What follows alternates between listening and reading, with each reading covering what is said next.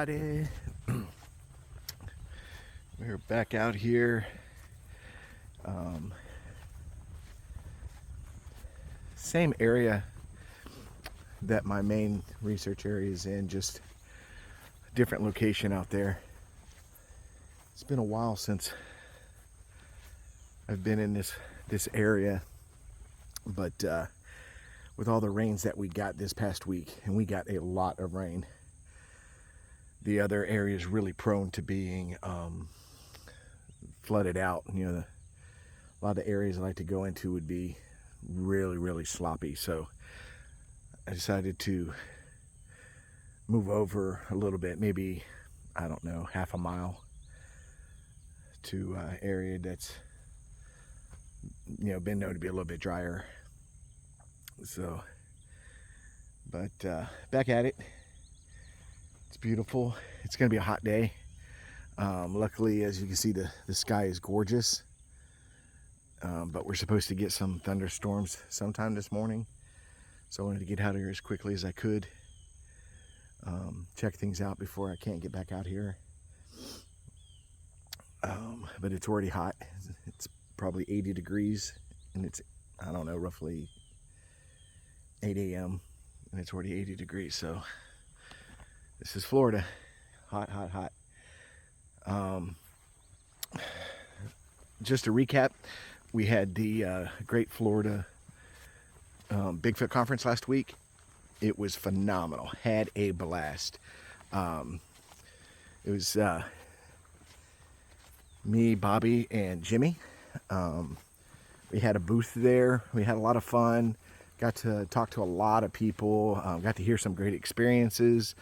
I even learned a few things. There were some people there that we got in conversations with, and you know, we have questions too, you know, and sometimes other people can answer those questions, and that was the case, you know. So pretty awesome. There were some people there that were subscribers, which was great, and they came over and said, hey, I subscribed to the channel, great to meet you. So that was exciting. That was a lot of fun. A lot of great people there. Get to see a lot of the TV personalities and stuff that do Expedition Bigfoot and Finding Bigfoot and stuff like that. Gotta say, honestly, Renee Holland from Finding Bigfoot is such a nice person. She is just really a nice person. And if you ever get a chance to meet her and talk to her, you should. But it was great. It was crowded. I don't know what the numbers are yet. I don't think they put them out on actually how many people showed up, but it was pretty big. The facility can handle a lot of people. So, you know, if you go back to last week's videos, I did 2 videos. One was a live with Dirt Road Bigfoot. He wanted to go live. He contacted me and said, hey, is there any way we can do something real quick, kind of show what's going on there? And I said, yep, we can do that. Just got to wait until after 11, because I was going to be on stage from 10 o'clock till around 11 o'clock. So it was not going to be a good time, but we did it. A lot of fun. Did one of those kind of flash reporters running around just showing the place and waving to people and just having a lot of fun. It was a lot of fun. And then I did another video where just before they opened the doors, it was a little bit quieter. I could walk around and show everybody what the you know, what the place looked like and stuff like that. So, and what was available. Pretty much anything you wanted that was Bigfoot related would be there. So, but it was good times, great times.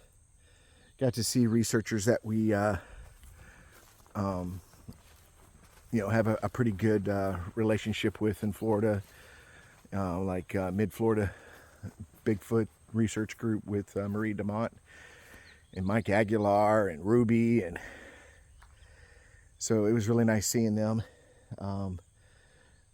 Ruby made some great sweets and shared them with our booth, you know, so we got some cookies and brownies and different things like that to eat. So it was pretty awesome.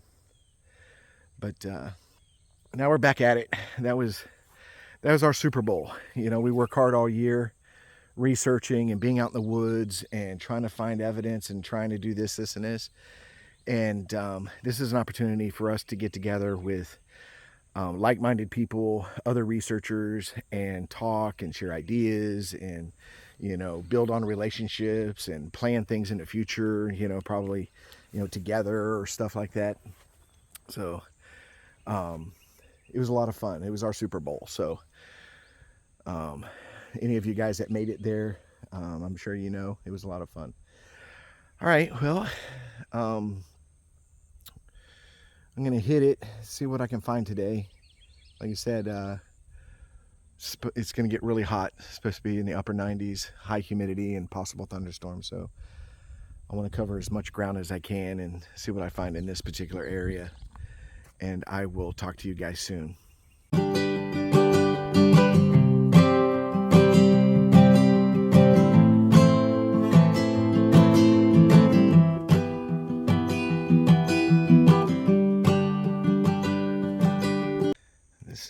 This is kind of weird. Look at these two pine trees. Just twisted around. Look at that. It's pretty neat. Never seen anything like that.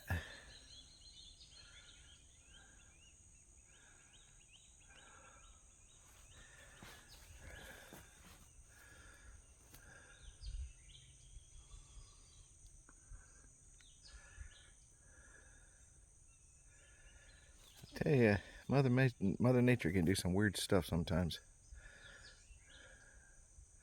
It's pretty weird.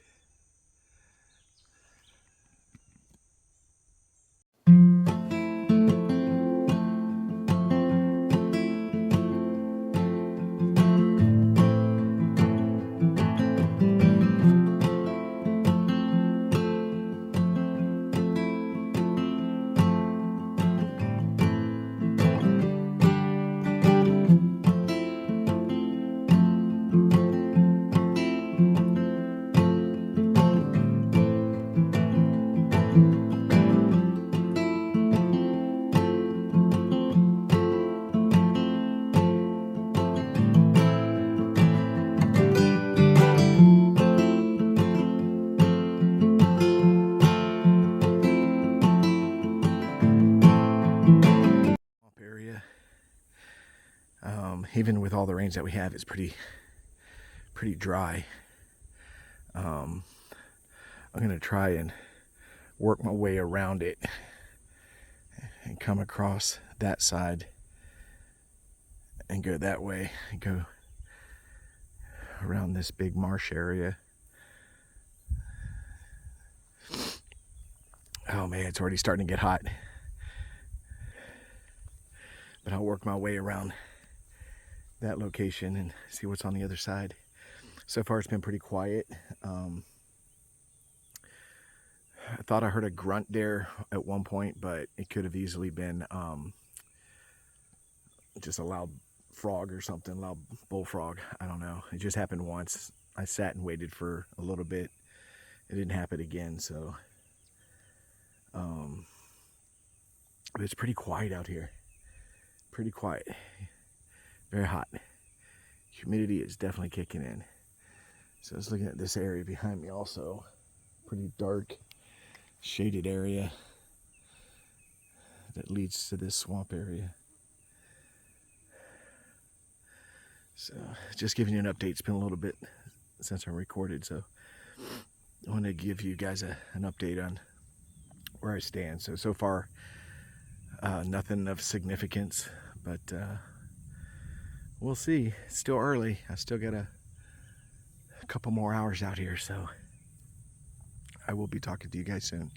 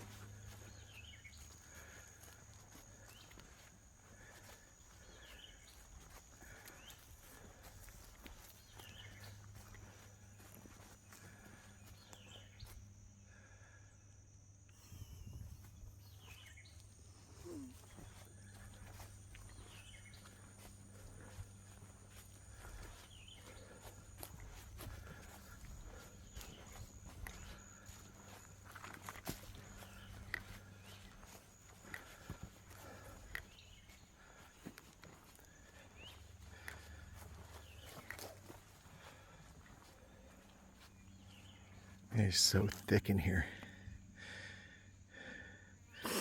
I had to take a trail that looks like it hasn't been used in a long time, and but it has a lot more shade. I'm trying to stay in the shade as much as I can. The heat is already getting pretty much unbearable.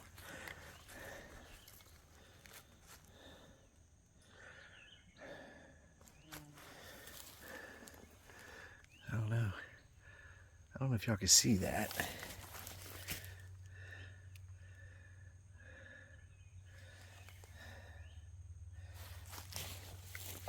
Kind of looks like a footprint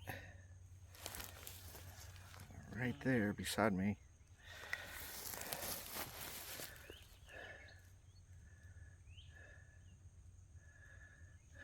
I don't know. It's like a foot stepped there and slipped and pushed. As you can see, it pushed the leaves up to the side.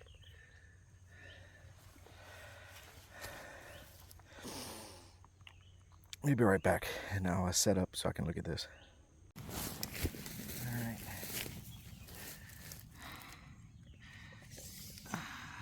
It's about what I can see, 10 inches.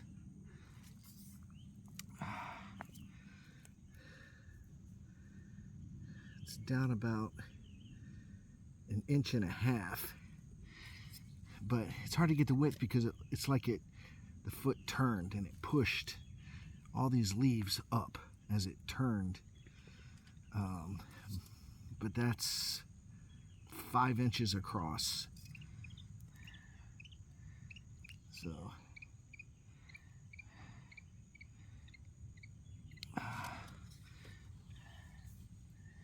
it looks like,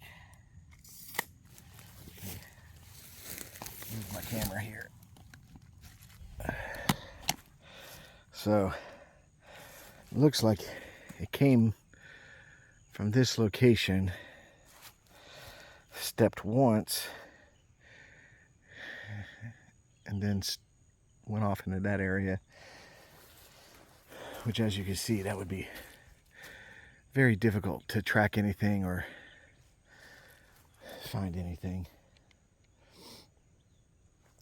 It didn't stay on the path. It just, whatever it was, it just stepped across the path. So I'm not sure. It's not the greatest print, but it definitely looks like a foot stepped down and turned, all right, well, a little something's better than nothing, I guess. So if I find something else, I'll let you guys know. Okay, guys, I just paused the camera when I was doing a footprint long enough for me to put my backpack back on. And something in that area is a loud pop. Very loud pop in that area right there. I don't know if something got thrown or something got broken. I don't know. It was really fast. It was a pop. And it sounded like it was only like a few yards away. But that's the crazy thing about these things is they try to steer you off course. So maybe he wants me to look this direction, but in all actuality, they're in that direction. It's so difficult, so difficult.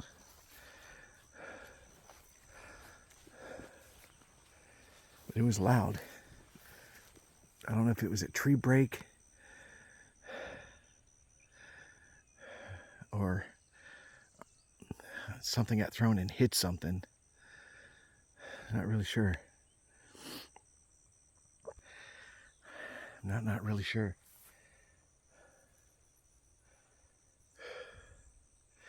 But if they're anything like me, they're staying in these shady areas. It's just, as you can see, I'm pouring in sweat. It's really hot. So I would assume they would find some shade. There is a water source, probably, maybe 100 yards that way. So they have water. And like I said, this is currently right now until the sun moves. This is a shady area. But whatever popped was in this area right here. So I'm not really sure what it was.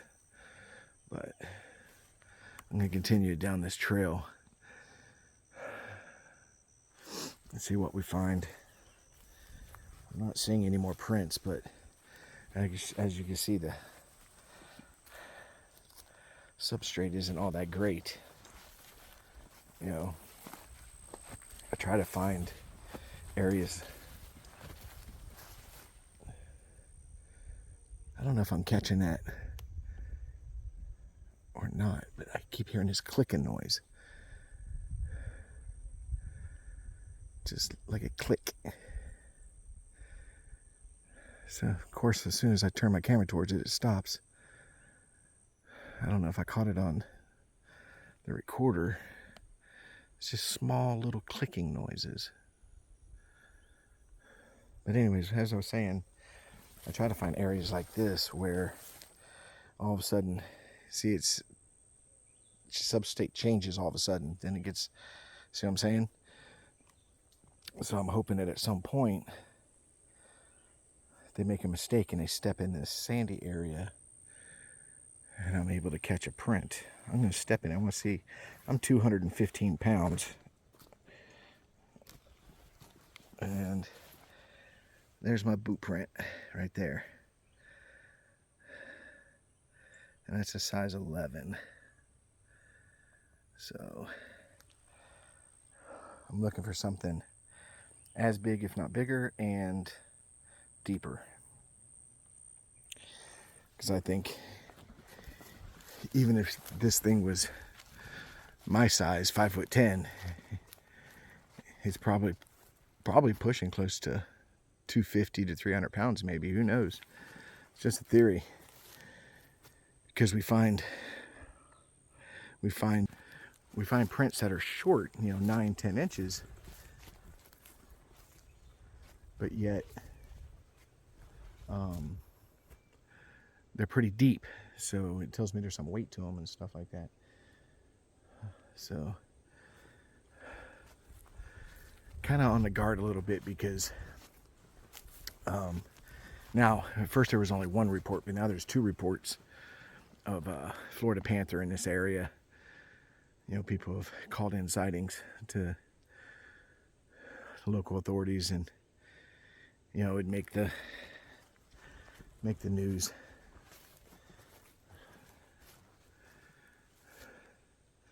Looks like I'm about to get back into some sunshine, which sucks. You can see that area behind me was, let me see here, pretty shaded. But haven't heard the clicking again. But there was some little clicking, like little tiny click, click, click, click, click, click, as I was walking in.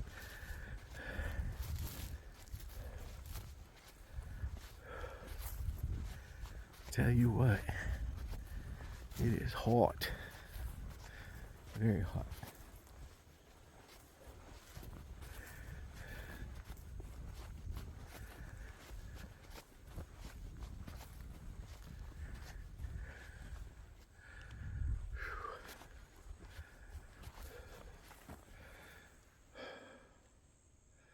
Literally felt the breeze right now, and it felt so nice.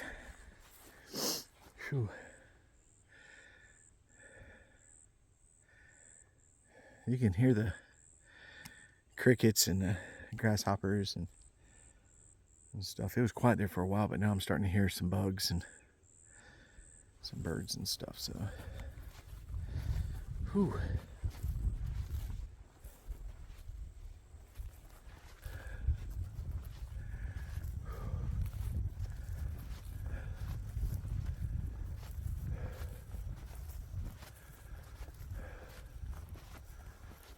Maybe I'll walk through this area.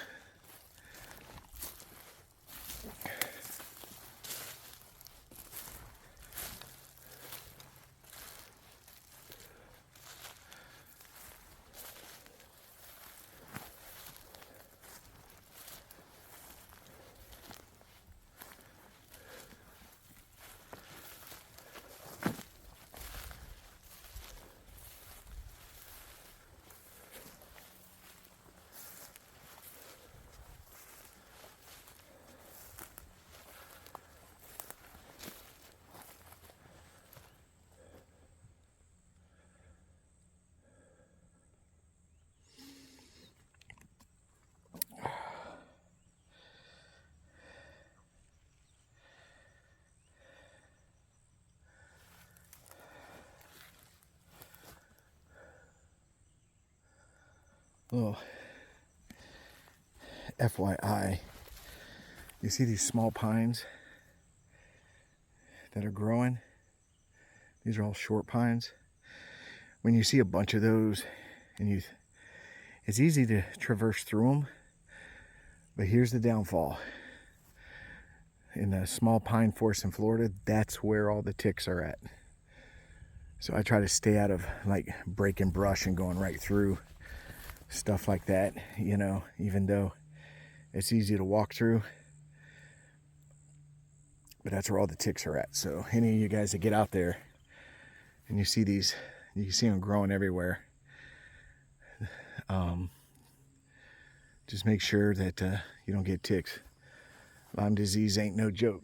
So I've seen people that get it and it takes them years to get over it. So, but just a little public service announcement. Whew. I have no idea what time it is, but been out here for a couple hours.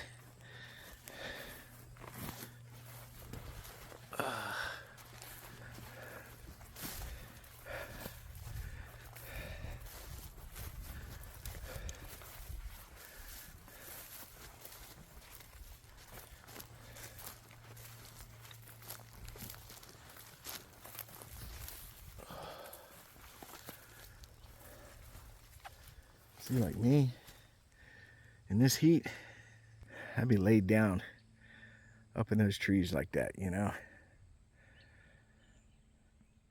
Just staying out of the sun.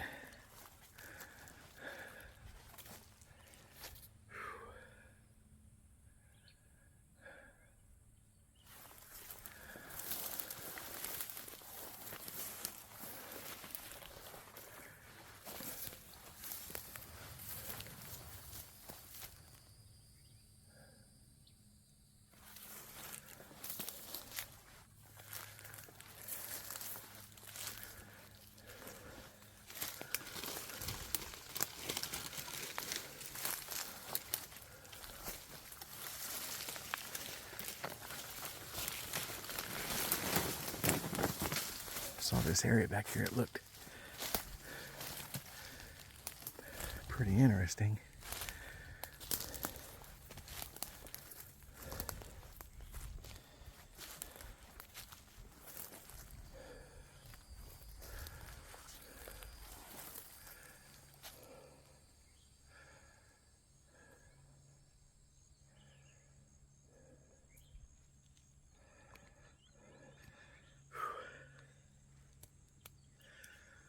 Oh, it's hot. Hot, hot, hot.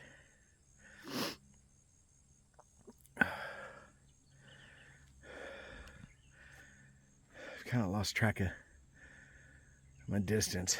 I know how to get back. I've just lost track of how far back I'm at. So I might start at least heading in that direction. Like I said, it turned out to be a gorgeous day. Early morning. You can see the sky. It's just beautiful.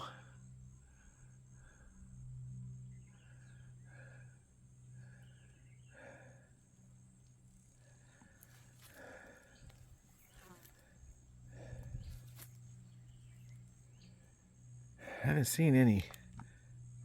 There's a wood knock. Just got a wood knock.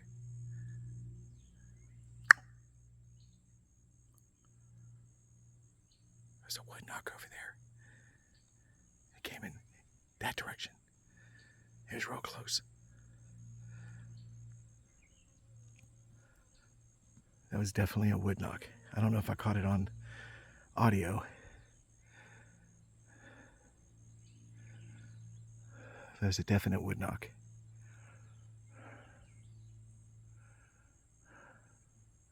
But look how thick that is in front of me. There's just no way I can break brush without them moving on.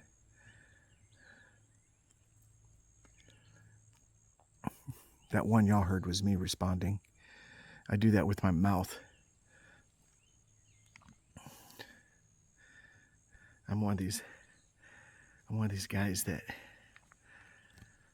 I'm not 100% sold on there's movement back there.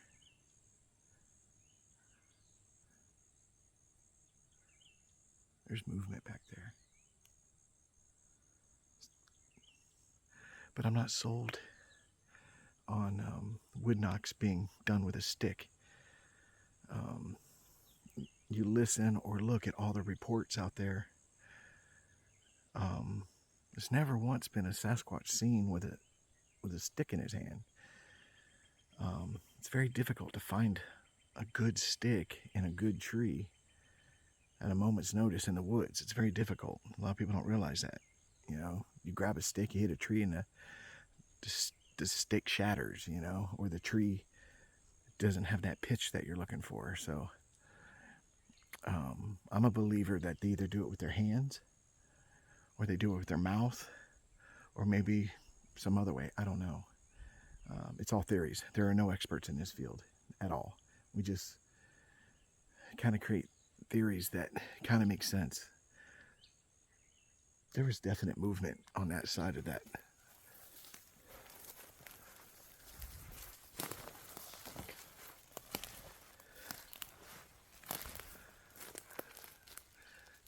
It's so thick in there, though.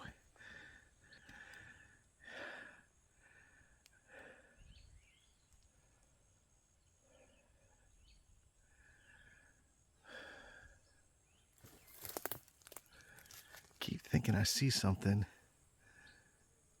back in that direction. Somewhere in there. But every time I turn, I don't see anything. But at my peripheral vision, it's like something moved, but I don't know for sure. So all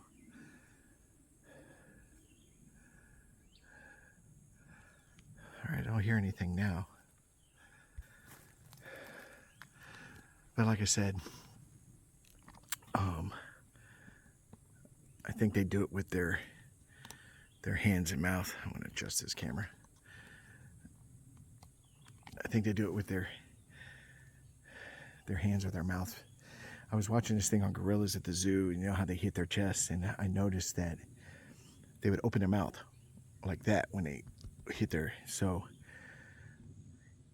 if you have a huge lung capacity, like we assume that these things do, due to the pitch and the length of their howls,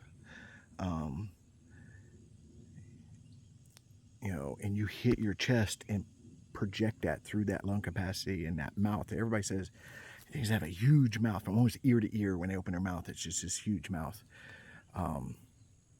They may be able to project that sound a lot further. And maybe that's where we get that knock. I don't know. Like I said, I can only assume.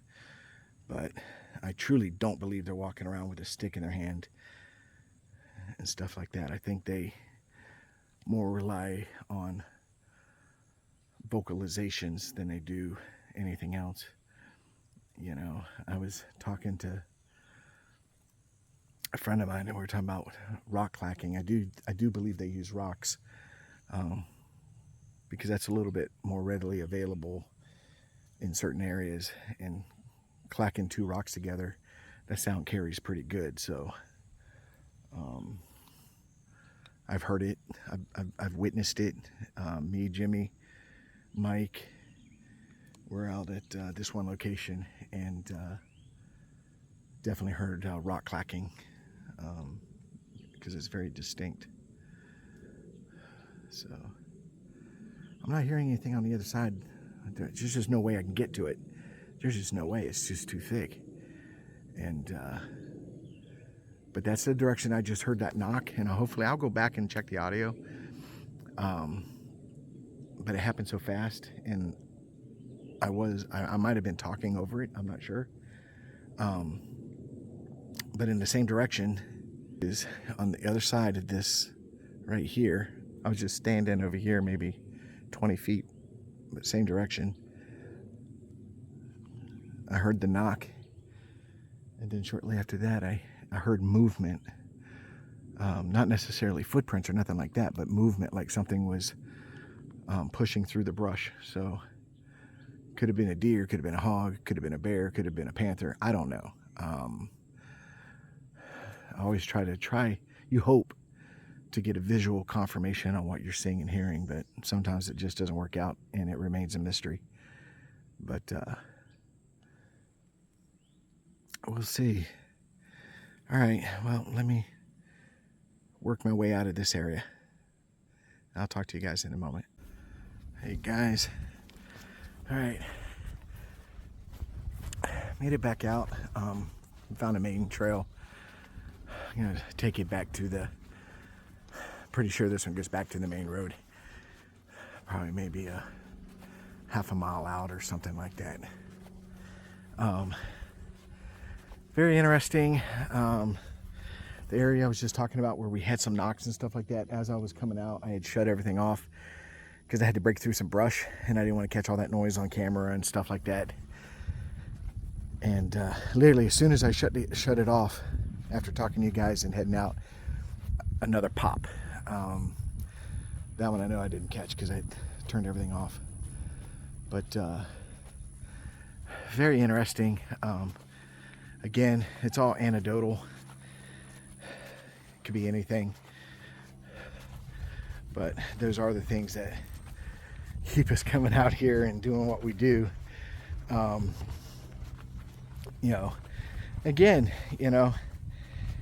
and I let people know that we come out here and that was a big bug.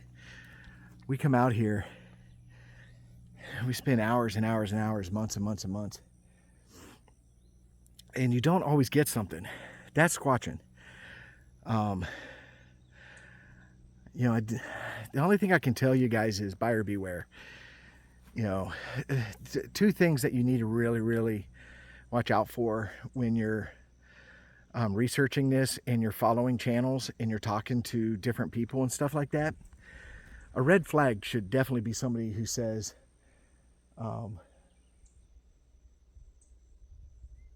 they're an expert. There are no experts in this field. There are dozens and dozens, I don't know what that is, of unanswered questions. And they can make theories, I can make theories. They can have ideas, I can have ideas. But you can't go out there and claim everything is Sasquatch related. You just can't. I don't do it unless I see it happen and a Sasquatch did it. Then I'm going to call it a Sasquatch. I show structures, I show footprints, I show, we have great audio in some cases. We have some pretty good audio, and we present it to you and let you decide what you think it is. Because in the end, we didn't see what caused it. We didn't see what yelled. We didn't see what built it. And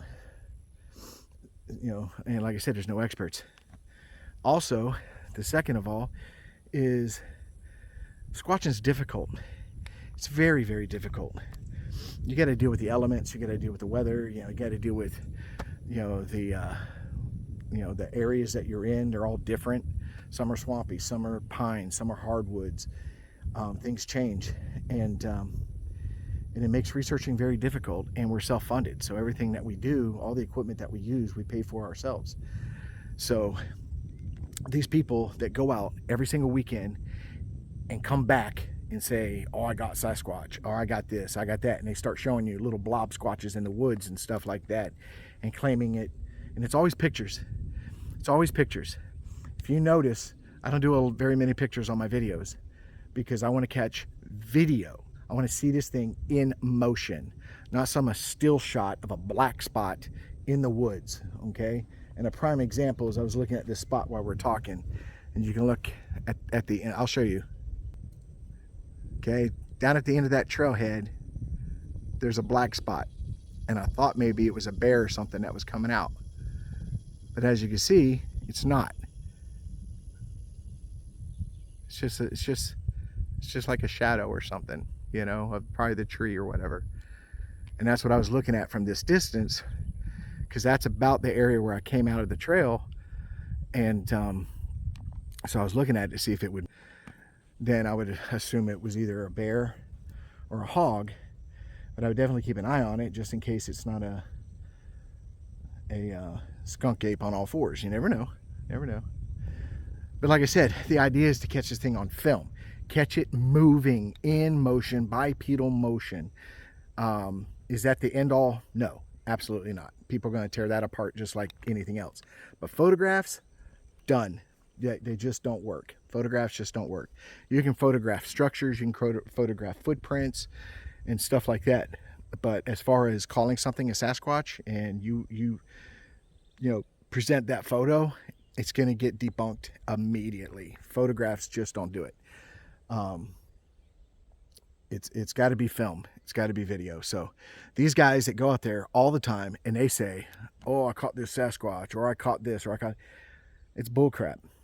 It's impossible. I spend over 250 hours a year in the woods, and I don't find that that's not possible. It's just not possible. And other Bigfoot researchers that I really respect in this field, they say the same thing. Yeah, it's just not possible to go out every weekend or every month and actually capture this thing in a picture. See what I'm saying? It's just not possible. And a lot of times they take their video and they pause it, and then they see something and they zoom in on it, screen capture, zoom in on it, screen capture. And by the time you're looking at this thing, it's so pixelated and so blobby, you can't make out what it is, you know, but yet the person filming it or whatever is going to claim that, oh yeah, it was a Bigfoot, that was a Bigfoot and stuff like that, you know. It's blurry because that's what they do. They do that. No, they don't. No, they don't. You know, it's a living, breathing creature, and it's walking through the woods. It's going to take time, it's going to take patience, and it's going to take a lot of effort, you know. But I think with the technology that we have today and the things that we have going on, I think we're highly capable of finally getting this thing. But we got to weed through all this crap, all this bull crap from other researchers or wannabe researchers or whatever that you want to call them, and you know, and weed through all their junk that they keep putting out there, saying that this is a Sasquatch, and you wonder why we've got so many non-believers out there, because non-believers aren't stupid. They can look at that picture and tell you that, okay, there's nothing there, you know. So, and pareidolia is real, very real, and I see it all the time, where the picture that they show, yeah, it looks like it has some eye structure, maybe some nose structure or something like that,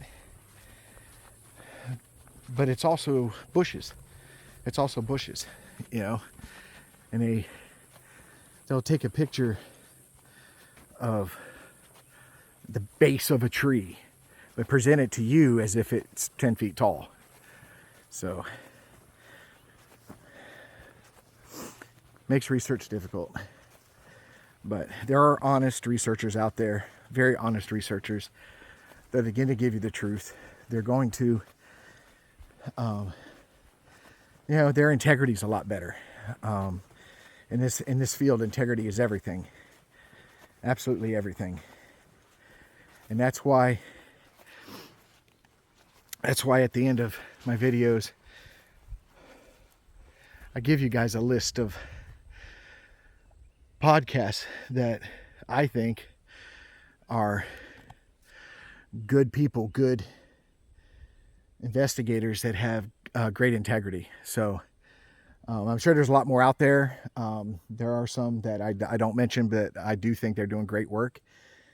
But you know, I can't list them all, but I'll list a few that I support, and I think they're doing a good job. But like I said, buyer beware. Be careful what you're looking for. But if you guys, any of you guys have any questions or anything like that, feel free to email. You can, the email is the same as the channel, BFFG Bigfoot Research at gmail.com. So I do get quite a few emails from people asking questions and, you know, and stuff like that. It's pretty awesome. We have a great group of subscribers. You guys are awesome. The channel's growing. It makes me feel good to look at the numbers and go, wow, that many people are interested in what I got to say or what I'm doing in the woods. So it's pretty cool. I find it pretty cool. So, but all right, I'm hot, I'm tired, I need water. So I'm gonna head back to the vehicle. I probably got another quarter mile to go to get to the main area and then get to my vehicle. So I want to thank every one of you guys. You guys are awesome. God bless each and every one of you guys. And I want to tell all you fathers out there, happy Father's Day. You know, moms, kids, everybody, show them a great day. You know, what means most to a father is just showing that you appreciate him. Okay. It's not about gifts. It's not about dinners. It's not about, just let him know you love him and let him know you appreciate him and you appreciate the hard work he does. It goes a long way. It really does. That's the most important part. So happy Father's Day to all you guys out there. And God bless each and every one of you.